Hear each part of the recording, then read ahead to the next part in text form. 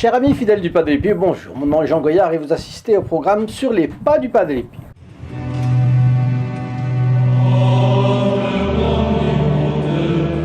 Nous nous arrêtons aujourd'hui sur un sujet passionnant que je vous ai promis la semaine dernière. L'analogie entre les fioretti du Pas de l'Épi et les revirements de situation opérés sur le passage de Notre-Dame du Grand Retour entre 1943 et 1948. Dans toute la France, y compris les dom-toms. Je commence avec Pas de l'Épi, bien sûr, non sans vous rappeler que l'objectif est ici de diffuser dans les foyers la présence consolatrice d'un des plus grands saints du XXe siècle, le Pas de l'Épi, et il a été l'instrument par lequel Dieu a multiplié les miracles et les guérisons. Il a passé sa vie à arracher les âmes aux griffes du diable, grâce à ses dons prodigieux. 3 fois par semaine, je vous raconte les anecdotes de sa vie et vous invite donc à vous abonner, si ce n'est déjà fait, avec le bouton prévu pour cela ici-dessous dans la description. C'est gratuit, cliquez dessus et activez 2 fois la clochette, vous ne raterez plus ces fameux fioretti. Alors je vous rappelle aussi que les 8, 9 et 10 mai prochains, notre secrétariat fait relâche pour faire souffler un peu nos 3 opératrices. Si vous avez besoin de matériel, veuillez aller sur notre site st-padre-pio.fr. Alors, durant plus de 60 ans, des centaines de milliers de fidèles ont constaté la suspension des lois de la nature à la prière du Pas de l'Épi. Pas à chaque fois, bien entendu, mais souvent. Souvent parce que Dieu donne sa grâce à qui il veut et quand il veut. Dès son jeune âge, il a eu des apparitions de notre Seigneur, de Notre-Dame, de Saint Joseph et aussi de son ange gardien. Il avait des dons complètement anormaux. Scrutation des consciences, discernement des esprits, clairvoyance dans le passé et le futur, guérison miraculeuse, stigmate sanglant de la passion du Christ sur son corps, bilocation, qui est le fait d'exister en 2 endroits au même moment, des personnes qui le connaissaient, dont le prêtre Saint Louis Orion, canonisé, qu'il a vu à Rome, ou Monseigneur Barbieri, qu'il a rencontré à Montevideo, en Uruguay.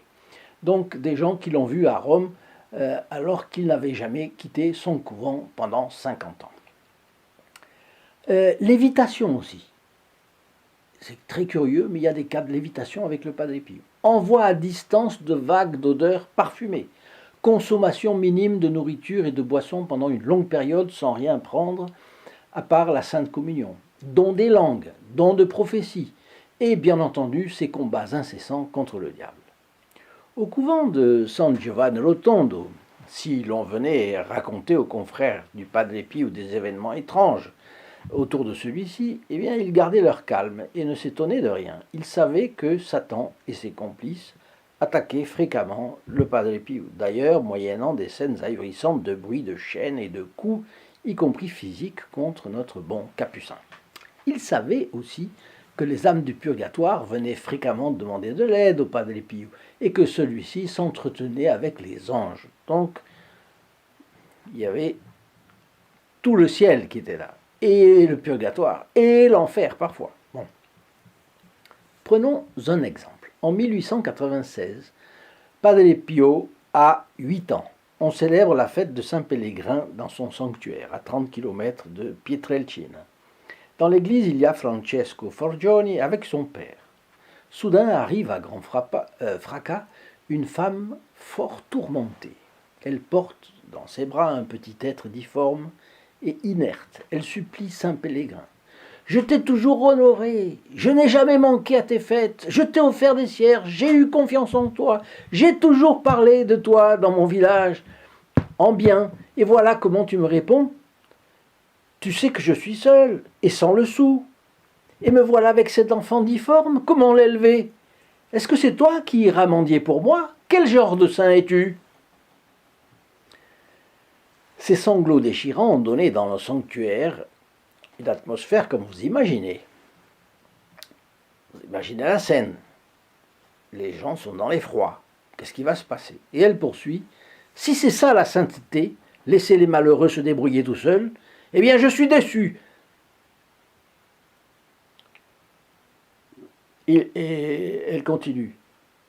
Te voilà dans ton tableau, là, dans ton cadre, et quand le malheur frappe un cœur, tu ne bouges pas le petit doigt? Bel exemple de charité, tiens. Tout le monde se tait. Le petit Francesco, notre futur Padre Pio, est extrêmement troublé par l'état de l'enfant, la douleur de la mère, et puis l'ambiance que ça donne. Qu'est-ce qu'il fait? Il observe et il prie. Dans un dernier sursaut de foi, parce que c'est de la foi en Italie du Sud, on dialogue, on polémique même avec le ciel, vous savez, c'est spécial. Alors la mère éplorée monte les marches de l'autel, et puis elle crie. Elle crie au saint. Tiens, le voilà, garde-le ou rends-le-moi guéri. Expectative. Et là, un fait extraordinaire se produit. L'enfant commence à rouler doucement sur lui-même, se soulève sur ses petits bras et ses genoux qui n'ont jamais fonctionné. Ses membres ont pris une forme normale. Et il peut marcher. Titube, mais il marche. Ébahi, la foule acclame Saint Pélégrin qui vient d'accomplir un miracle sous ses yeux.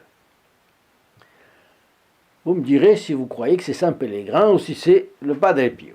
Longtemps après, le petit Francesco, devenu Padre Pio, racontera la scène à ses proches. Et il témoignera. Ce jour-là, j'ai appris à prier. Ah, ça veut dire qu'il a prié.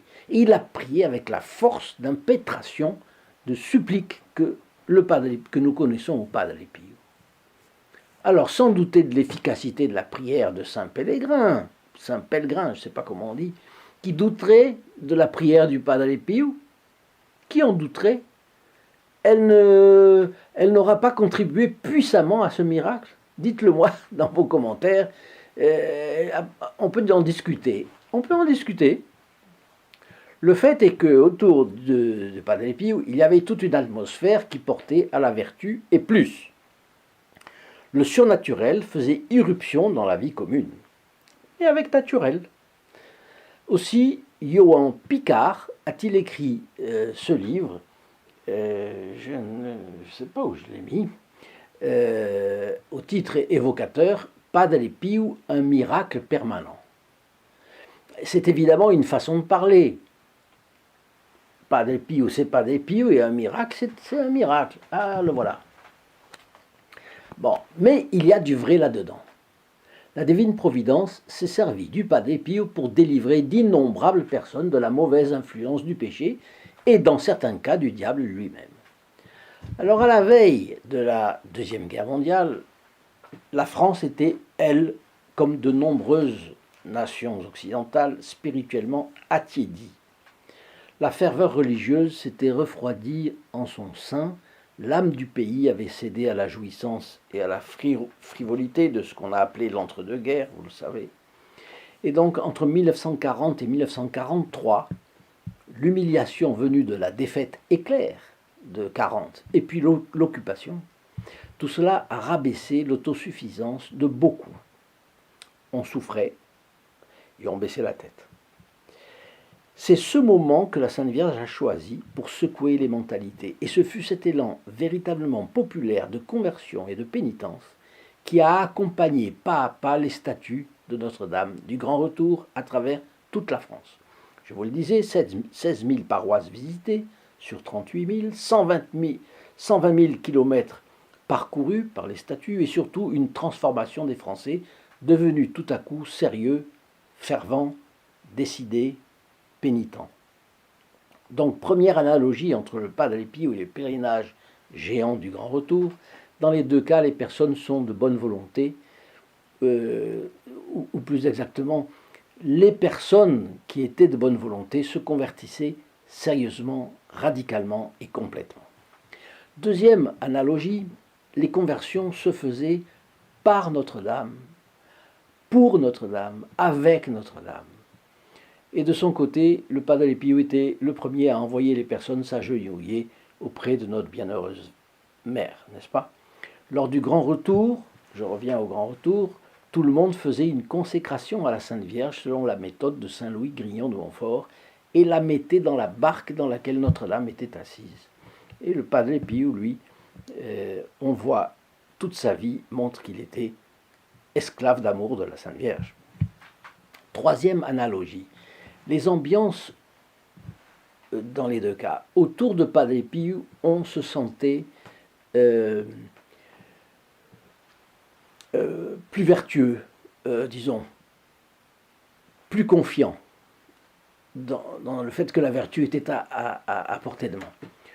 On se découvrait infidèle, mais on prenait confiance qu'avec la grâce de Dieu, on irait de l'avant. Le Padre Pio tonifiait le courage, remettait en selle, affermissait l'espérance.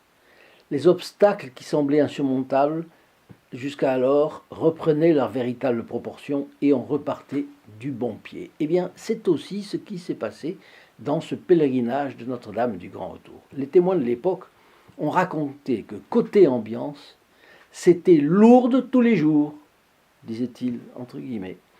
Ceux qui sont allés à Lourdes se rappellent l'ambiance légère, pure et élevée qui les a saisis auprès de la grotte de Massabielle. Eh bien voilà, lors du pèlerinage géant de Notre-Dame du Grand Retour, c'était l'ambiance de Lourdes tous les jours. D'où certaines évocations de l'ambiance qui a accompagné ce pèlerinage d'un nouveau style que je vous ai transmise la semaine dernière. Pour ceux qui l'auraient manqué, je vous présente en écran de fin la vidéo pour qu'ils puissent la visionner. Quatrième analogie. D'un côté, les fidèles se rendaient auprès du Padre Pio. Au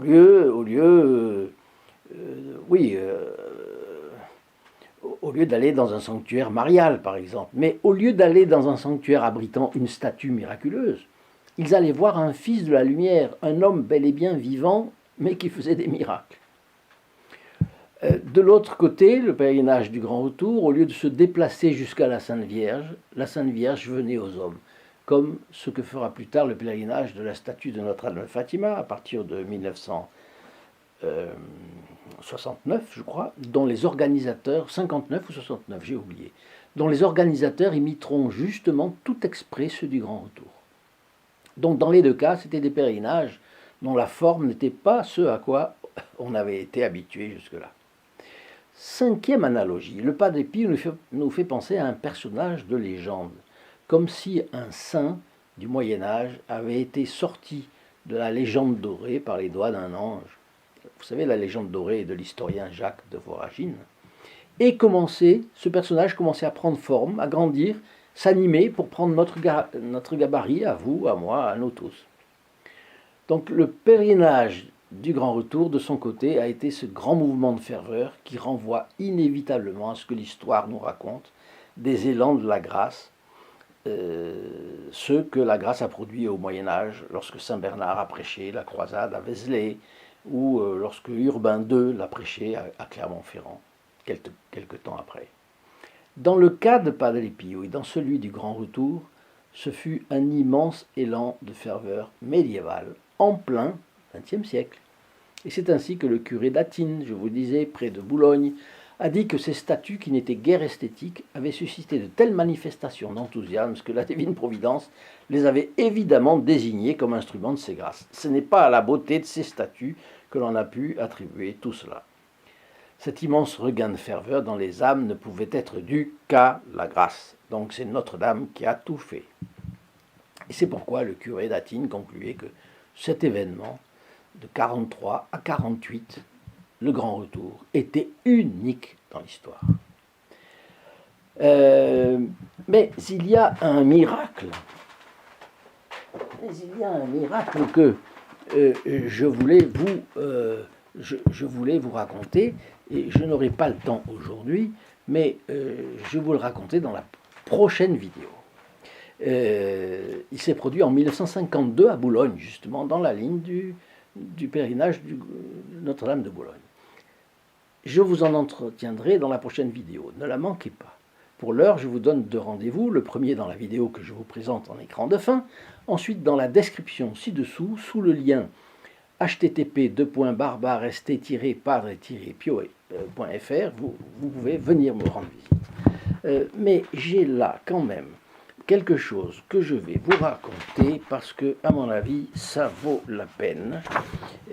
Dans le cadre de Notre-Dame du Grand Retour, il y a tout simplement, voilà, je voulais vous le lire, il y a eu des miracles, vraiment, des miracles authentiques, et si je les laisse après, je ne vais pas le faire.